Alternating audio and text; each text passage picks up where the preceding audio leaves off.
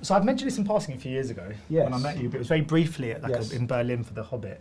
But I'm going to mention it again now because it's the first time I've interviewed you one-on-one. We've got quite a cool connection. Have we? When I was about 10 years old, I won an under-11s playwriting competition. Did you? Were you at Soho? And in Soho, and you played the lead role in my play. Which was your play? 3 Meals. It was the guy who had an imaginary friend. That's amazing. That's so funny. Yeah. That was 2000. It must End have of been, 2000, yeah. Because I'd just done a play at Soho Theatre, and the same director, John Lloyd, was then doing the under-11s plays. Yeah. Congratulations. You were great. Thank you.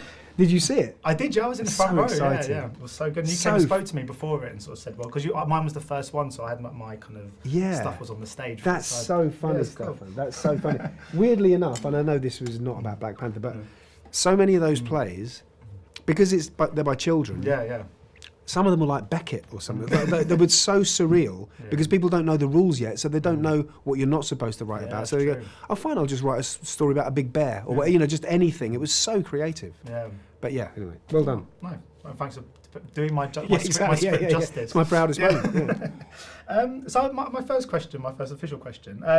When I first heard this was going ahead, my initial reaction was, well, they can't make Black Panther without Black Panther. And then as time's kind of gone on, I've realised the importance of telling this story. When I was sat in my seat in the cinema yesterday, I realised actually important is an understatement. It's essential, I think, this story is told. I just wonder if you can remember when Ryan first kind of pitched the sequel to you and your thoughts, and if you were quite surprised that they were, at that stage, ever going to go ahead with it. Well, when Chad died, I like you, I thought, oh, maybe that's it then. Because we were actually, my memory is that we were waiting for for this script. I think it was round about the time that it was being delivered and Chad died. So I thought, well, okay, so maybe we're not going to do it. Then obviously everyone got together and rewrote and came up with this. And I had a Zoom with Ryan where he pitched me the story, and it sounded brilliant and bananas and very, very audacious. The different worlds that they're bringing in, some great new characters. So I was in, really, because it sounded just mad enough to pull off, and I trust Ryan a lot. Yeah, he's some filmmaker, isn't he? He's really, and he's a good person. I just like him. I'm very fond of him. Yeah, and I like working on a set with him. Yeah. We meet you first going for a jog, and you're listening to the Red Hot Chili Peppers, and I just wondered, what do you listen to if you go for a run? And the reason I ask that is because I know you've got such wonderful taste in music, so I'm looking mostly just for inspiration. I listen to all sorts, to be honest. I don't listen to gym music. I don't listen to pumping beats. That makes me want to kill myself in a gym. So I don't really listen to get up and go music.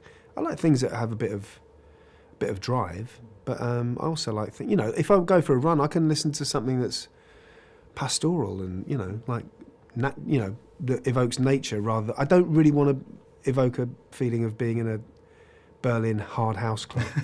That doesn't do it for me. No. When I say for inspiration, it's more just to listen to when I'm on the bus. I don't think all right, okay. You'd never know, Stefan. No. But when you make a sort of a film like this, is there quite a sort of a sense of relief sometimes it's released? You can talk about it with friends and family because there's so much secrecy, isn't there, attached to these projects? No, it's very nice when you don't feel that you have to edit yourself like I am doing at the moment. And also, I've not seen the film yet, so there's a lot either that I don't know and haven't seen, or that I just can't say. Yeah. So when it's after the 11th of November, it's going to be really nice just being able to have conversations about it. Yeah. But he's a great character, isn't he? I mean, I like it just because he's one of those characters. You often, across your career, play characters who are very likeable, some that aren't so likeable. But does that change whether you not want to sign up for a project, but when you do have that likability with a character, when you do have that affection for that character, does it make you more pleased to step back into their shoes? Yes, but I think also it changes because I think Everett Ross, the way we perceive Ross has changed because the way he's been written has changed. From the time, I first played him in 2015 in Captain America, and when that was his introduction to the MCU, and you really weren't sure about what side he was on or whether he was particularly likeable or not. And so I didn't see him as particularly likeable. I just saw him as straight as a die and quite powerful, big swinging pendulums. But now I think the course that he took in Black Panther, I mean, he became more likeable in that he's an ally of that country and he'll sort of help them out where he can. I think part of the thing of just playing anybody is to play them relatably. There's not necessarily to be likeable in a sort of vain way, but I think whoever you're playing, you could play the most monstrous person ever, and you would still want to play them relatably. Otherwise, there's no point, you know. Brilliant. Well, thank you so much for your time, Tim. Thank you very much. Cheers. Thank you very much. Cheers. Thank you, and thank you for that earlier part that you gave. No. Ladies and gentlemen, you're watching Hey You Guys! Hey You Guys, huh? Hey, you guys. Is that from the Goonies? It is indeed, yes. Nice. Hey!